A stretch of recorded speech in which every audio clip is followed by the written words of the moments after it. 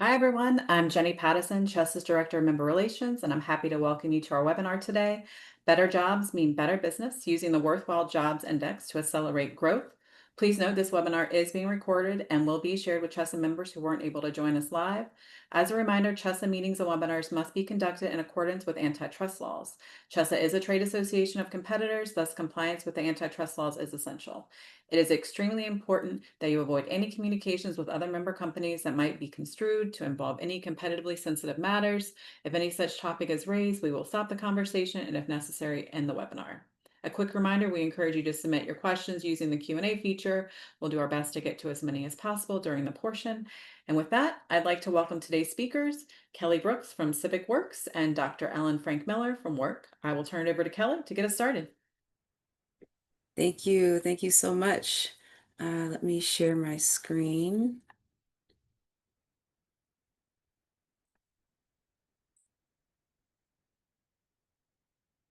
Okay. Can everyone see my screen? Awesome.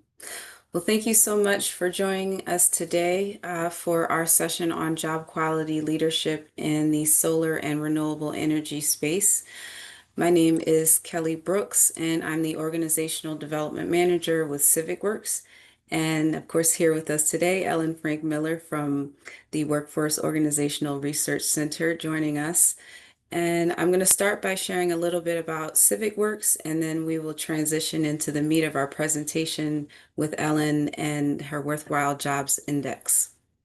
So Civic Works is a Baltimore-based nonprofit working to expand access to family-sustaining careers in renewable energy by combining workforce development with systems change to transform employment opportunities for Baltimore residents facing barriers to job quality or quality job access. So at Civic Works, we have a pretty comprehensive training and career development program. We offer our Green Jobs training program, which are specialized programs in solar installation, roofing, and utility infrastructure. With industry certifications, we offer hands-on training experience in our in-house facility, and we offer on-the-job training opportunities with our employer partners. And to go along with this, we offer wraparound services, wraparound case management services for program participants. So they are paired with a case manager and they are able to help address systemic barriers. And they also provide support for things like transportation assistance, legal support, and career development opportunities. And of course, our programs are all centered around long-term success for our program participants. So we follow them for a minimum of 2 years post-graduation to ensure that they're not only advancing in their careers, but working with companies who have a focus on family-sustaining wages. And once folks have been placed on the job, we offer free NABCEP certification, training courses, and payment for the exam for folks who are employed at Maryland-based solar companies. So a little bit about our systems change and our ecosystem impact through our job quality work. We define our job quality framework as having competitive wages in order for self-sufficiency for our program participants. Companies that offer inclusive hiring practices and work to ensure that they are offering or maintaining an equitable workplace culture, maintaining clear pathways for advancement for their employees, and as well as professional development opportunities. And the way that we work is we partner with our employer partners in order to make sure that they are raising their job quality standards and using different criteria to be able to offer better jobs to their employees. So how do we do this? We partner with consultants like Ellen and the Workforce Organizational Research Center. And a lot of this work is really based around business impact and business performance. So we're talking about things like, business challenges like retention and turnover and employee performance, organizational commitment, and burnout, all things that have an impact on the bottom line. And why do we do this? Of course, because better jobs mean better business, and that is the bottom line.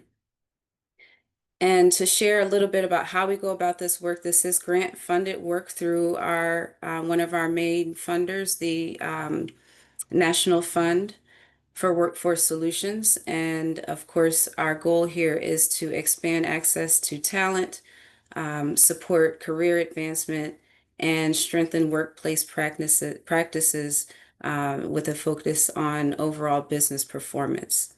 So having said that, I will turn it over to Ellen to discuss the Worthwhile Jobs Index and how that has a major impact on the well-being of our employer partners. So Ellen, I'll turn it over to you. Terrific. Let's see. I think if you unshare, I can share. And just want to thank everybody for being here today and for the invitation to come and to talk with you. Kelly mentioned our partner, the National Fund for Workforce Solutions, and we have done projects with the solar and renewable energy field in the past using the Worthwhile Jobs Index. It's been very exciting and successful, and look forward to talking to you all about how this process works. And Kelly mentioned that this is grant funded, so I'm going to show you today the tool that we use to help companies get worker voice and figure out strategies to improve the quality of jobs for business impact.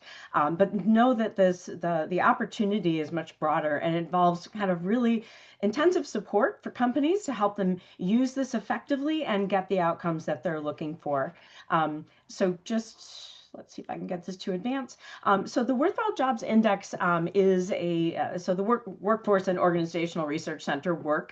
We are a social enterprise. We're a group of former academics that launched out of Washington University in St. Louis in 2021. And the purpose being to apply the research that we continue to do on the ground with employers to actually really make a difference in the day-to-day lives of employees and to make businesses more successful. So we envision a thriving economy where every worker has a job worth having. So the Worthwhile Jobs Index is one of the things that we do. We also do research with folks like Kelly and Civic Works and the National Fund, and that always continues to build on, to help us build on that work to make everything we do evidence-based. When we mentioned the National Fund, a project that we were partnered with National Fund and Civic Works on, allowed us to do a very substantial review of the scientific evidence base to understand what are the characteristics of jobs that have strong correlations with the human capital KPIs that we're all after, right? Reduced turnover, more engagement, less burnout. And so what we were able to do with this review that my team did, and overall what you see here has over 3,000 peer-reviewed academic studies underneath it. We did not read 3,000, we read a couple of hundred, but many of them are meta-analyses where they look broadly at lots of them and group them together. But what's underneath this is a really robust evidence base that shows us what are the things that are going to have the maximum impact depending on the outcome that we care about. Right. So, for example, one thing I really like to talk about is when we think about, pay and benefits is really crucial. Right. We know that has big impacts on businesses and certainly on employees. I have a friend who works at a big bank and they had a really intense time. People were working so hard. And she said, yeah, our people are so burned out. We're giving them bonuses. And I thought, well, that's a great thing to do. But I have bad news. The evidence doesn't suggest that's going to alleviate their burnout. Now, hopefully it's going to reduce turnover, increase engagement, but if your goal is to reduce burnout, you really have to look at other things like, for example, opportunities for training or development, perceived supervisor support, where I feel like my manager has my back. So part of the goal of the work that we've done and the Worthwhile Jobs Index is to help you focus in on what is your most important business priority today, where is your pain point that you need to solve, and how do you solve it through people? And then what we're doing here is diagnostically giving you a roadmap to identify the things that you can do, small steps, big steps, whatever works for your company, in order to reach those goals. So the Worthwhile Jobs Index is an employee survey. As I mentioned, it's science-backed, but it's also statistically validated. We are former academics. We love nerdy math, and that's what we use to develop this. So it is a 5-minute survey. We had some folks at another solar company had the foreman walk around the job site and have folks shoot a QR code on their phones so they could take a 5-minute break and complete the survey. It's completely anonymous, and we are measuring, as I mentioned, the human capital KPIs, as well as the job characteristics that help us get there. And with the advanced mathematical models that we use, we're able to calculate a single score, an annual Worthwhile Jobs Index score that allows us to help companies track change and improvement over time, which very often we're working with folks who are in the senior HR positions, and they often have to report back the impact to, say, boards of directors or the C-suite, and this makes it a really easy way to show and demonstrate the change and the impact of the efforts that have been made. So here's just a couple of examples of the kinds of questions that are on this 5-minute employee survey. This first one, you're going to notice that this ties back to that colorful chart of the job quality map. So this first question is, my company wants to get worker views on important things. And the job characteristic that we categorize that as perceived organizational support. So do I think my company is backing me in being successful? So if I think my company wants to get my views, that makes me feel I am supported. We know that that characteristic, perceived organizational support, in the research literature is strongly correlated with turnover, engagement, and burnout. So as you can see, each of these questions is designed to be actionable. There's nothing in here that's just an interesting fact. Like, for example, there is another very well-known engagement survey out there. One of the questions is, I have a best friend at work. Now, I know why they're asking that question, because right here, you can see that perceived coworker support is very strongly correlated with engagement and all kinds of other things. But I do ask you, if your people say, I do not have a best friend at work, what exactly can you do about that?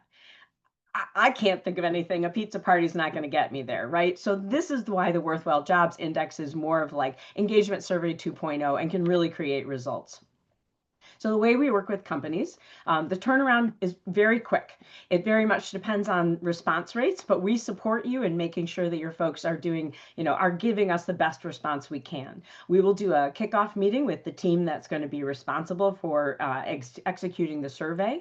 As I mentioned before, we get you a QR code and a web link, and we also create a customized promotional flyer that you can use, and I'll show you an example in a moment, to put up in break rooms, email out to supervisors, whatever the best way is, and we support you throughout that process. We'll monitor the response rates, we'll help come up with ideas to improve it, and then once the survey is closed, we do analysis of the data, we identify where are your strengths and where are your opportunities, we'll give you your index score as well, and then we will hold a results review meeting with your leadership to go over what do we know, where can we go from this? And then how do we create a roadmap for success?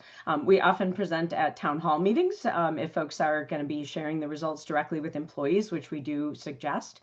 And then as part of the broader grant, one piece of that is that we have quarterly check-ins where we can see, how is progress going, both as an accountability buddy, but also to provide resources, as you're moving through the process. So for example, maybe one of the steps was to look at is our PTO policy meeting our goals and providing the kind of support we want.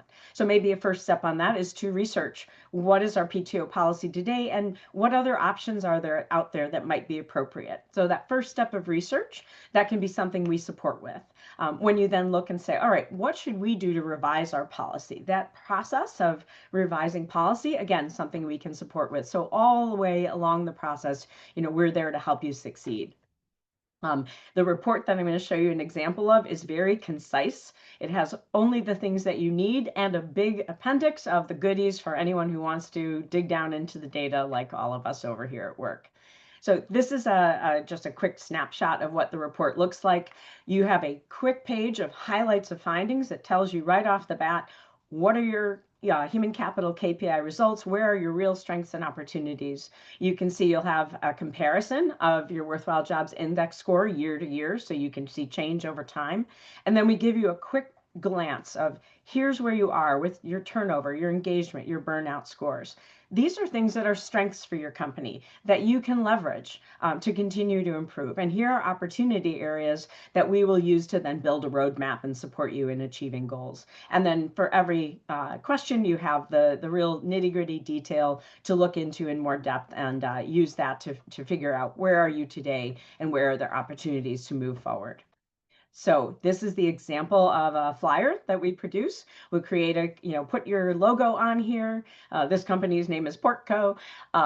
Put a live QR code, with your logo. It explains, who we are, why you're doing this, and what the goal is that you're trying to make Portco a great place to work. And in general, what people say, well, what's our expected response rate? And what we always say, like all good researchers, is, well, it depends.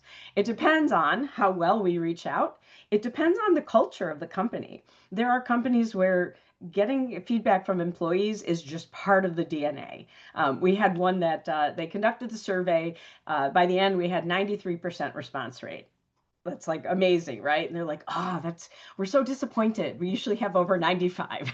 Like, okay, I think we're still going to be able to learn a whole lot from that. Some companies, like, we've never done anything like this before. People don't even know why we would do this. We don't think we have a whole lot of trust on this. So maybe we're in the 65% range. That's okay. It's a first step. And as you go forward, people see the results and they see that you're actually acting on that. Improved response rates happen over time. And that always gives us more confidence that we can understand the results in the context of the larger organization. So that was a very quick trip through the Worthwhile Jobs Index. And I think we'll turn it back to Jenny and open up for questions. Perfect. Thank you both again. I feel like this seems like a very useful tool, and I hope that many CHESA members take advantage of it.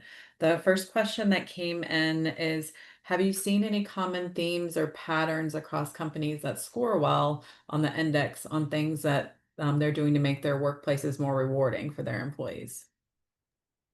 Sure, I'd be happy to talk about that. One of the things that I'll say is that when we approach this initially, there's often trepidation about we can't raise wages. It's just not possible right now. It's a goal, but we can't do it today. I don't know that we can improve our jobs. But what we find is that one of the areas of opportunity is often perceived organizational support. And as I mentioned, that's a very powerful lever.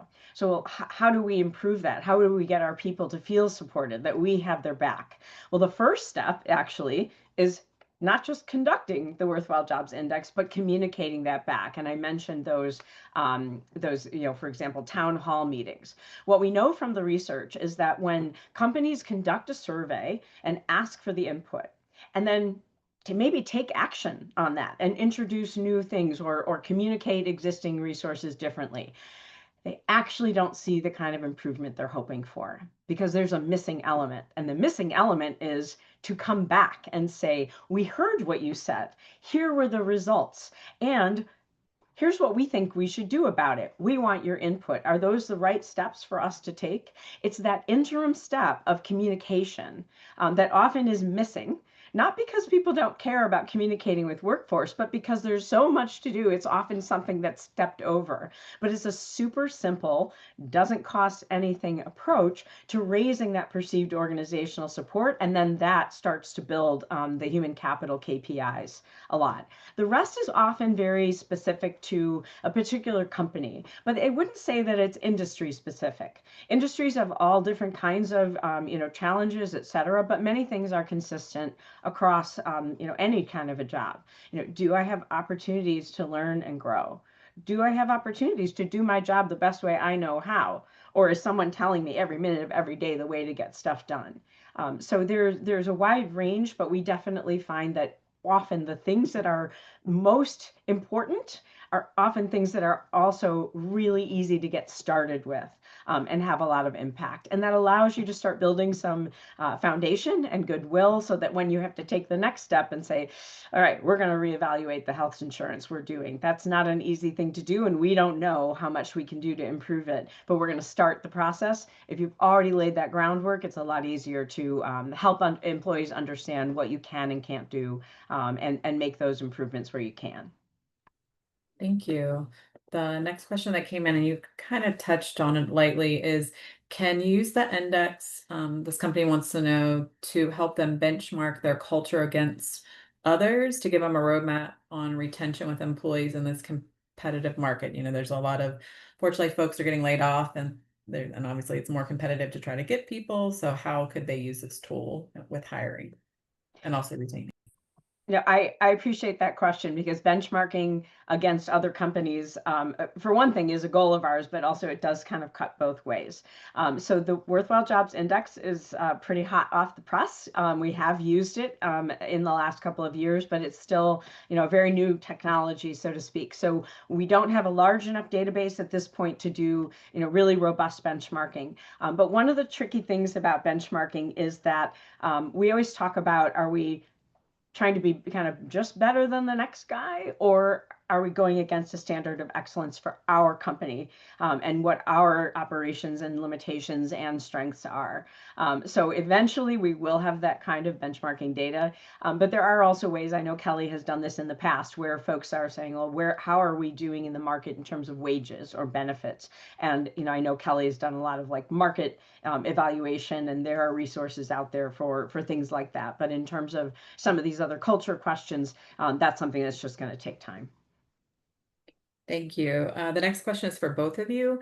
Kelly, you had mentioned the systems change process that Civic Works does. Is this index part of that process that you all typically do? And then how does that how does that feed into like a timeline of like if someone's doing the systems process with you all? And it seems like this is kind of compressed as far, except for the quarterly check-ins, as far as that its turnaround. Yeah, sure. Thank you for that question. It is part of the overall systems change process and working with employer partners to implement changes within the business. The timeline for that really depends on when you get started and, the end of the grant period, so to speak. But overall, we work with companies over a period of roughly a year and a half, I want to say, with this particular opportunity.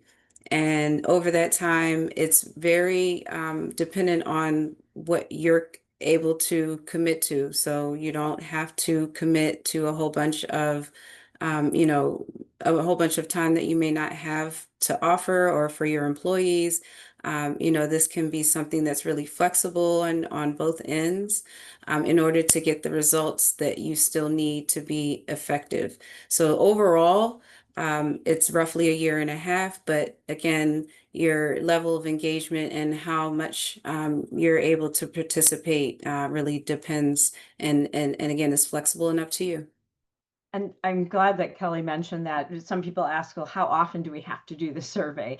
And the answer is that for this opportunity, we'll be doing the survey twice during the period of the engagement. So we start out with the survey, and 12 months later, we survey again. And the purpose of that is to allow enough time for the roadmap to be begun to be implemented and to see some results.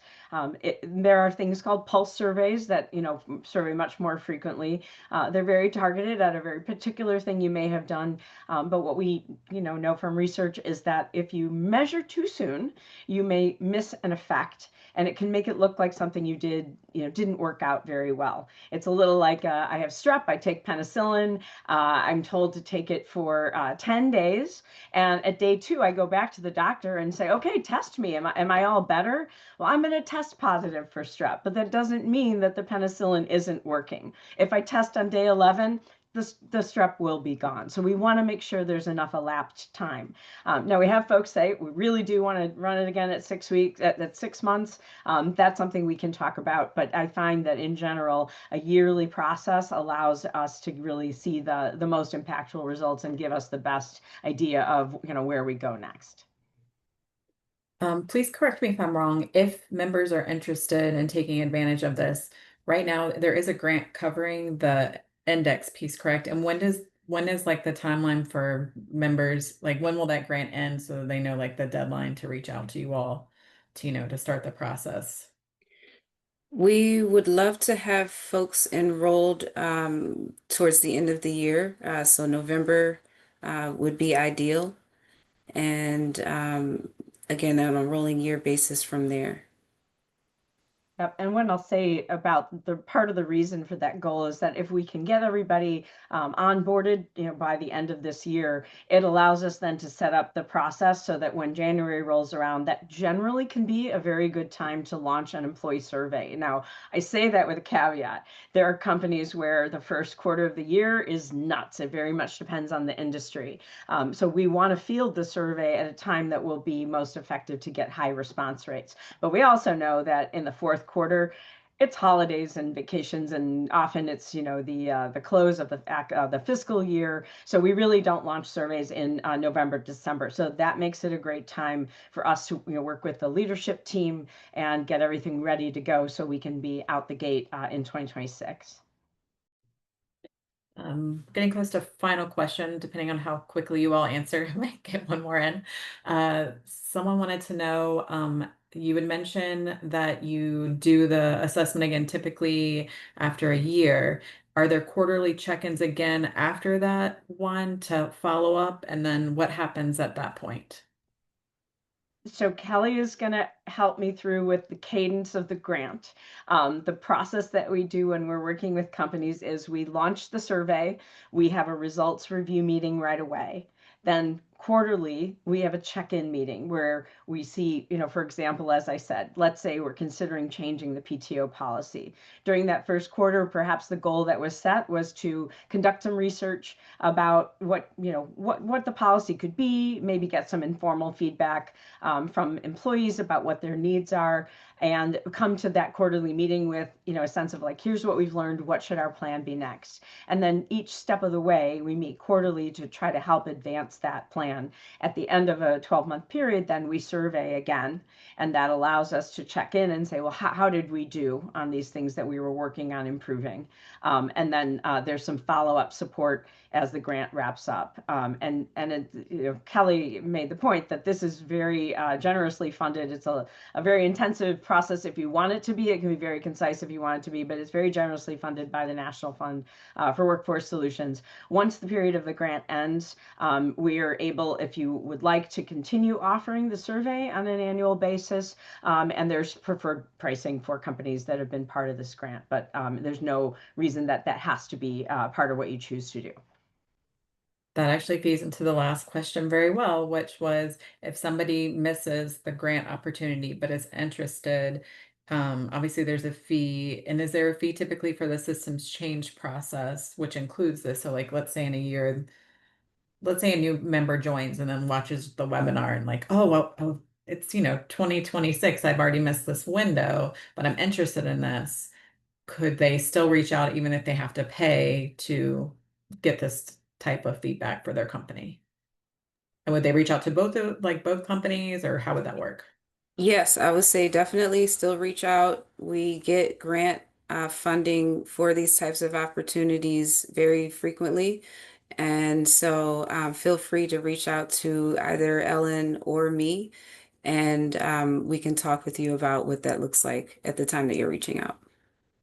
And I'll add to that because we'll be working with multiple companies and we can't get everybody launched on the same exact timeline, if folks are reaching out after the first of the year and we still have those slots available, I believe we have 9 more, Kelly. I'm not sure, but we have slots available, and if they haven't all filled and we hear from another company, we will absolutely get you in there. And if we filled all the slots and it's passed, we're happy to work together, Civic Works and WORC, to see how we can support companies and make it as accessible as possible. As Kelly mentioned, Civic Works is a really important institution and in Baltimore, and has been receiving lots of support, which is just a validation of the important work they do and the success that they have. So there's always a chance another opportunity rolls around too.